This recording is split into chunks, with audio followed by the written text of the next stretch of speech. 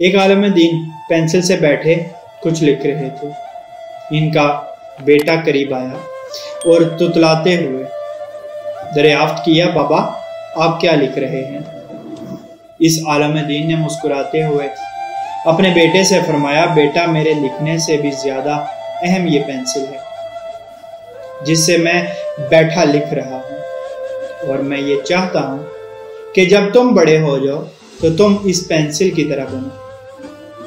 اس بچے نے تعجب آمیز نگاہوں سے باپ کو دیکھا اور پھر بڑے غور سے پینسل کو گھورنے لگا، اور وہ اس کی کسی ایسی خصوصیت کو تلاش کرنے لگا جس کی بنیاد پر بابا جان اس سے پینسل جیسا بننے کا مطالبہ کر رہے تھے۔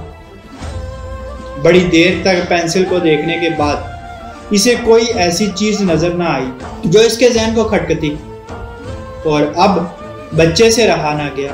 آخرکار باپ سے معلوم کر بیٹھے، بابا جان اس پینسل میں ایسی کون سی خصوصیت ہے جس کے سبب آپ کی خواہش یہ ہے کہ میں بڑا ہو کر اس جیسا بنوں؟ اس عالم نے کہا، اس پینسل میں 5 اہم خصوصیات ہیں، اور تم یہ کوشش کرو کہ بڑے ہو کر تمہارے اندر بھی یہی خصوصیات پیدا ہوں۔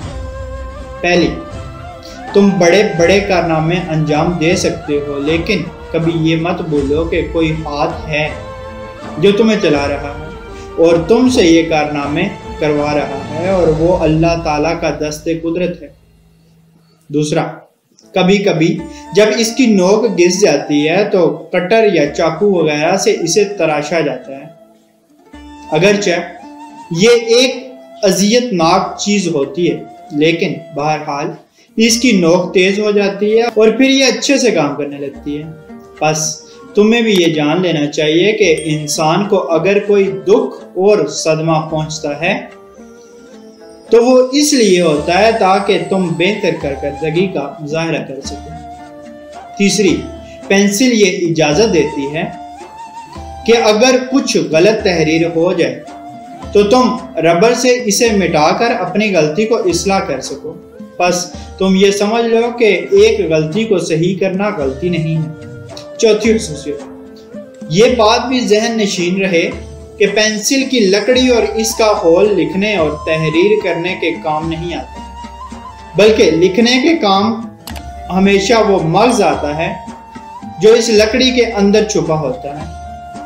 بس ہمیشہ تم اس چیز کا خیال رکھو کہ تمہارے جسم کی کوئی حیثیت و اہمیت نہیں ہے، بلکہ اس کے اندر چھپی تمہاری روح اور ضمیر قدر و قیمت والا ہے، جسم نہیں۔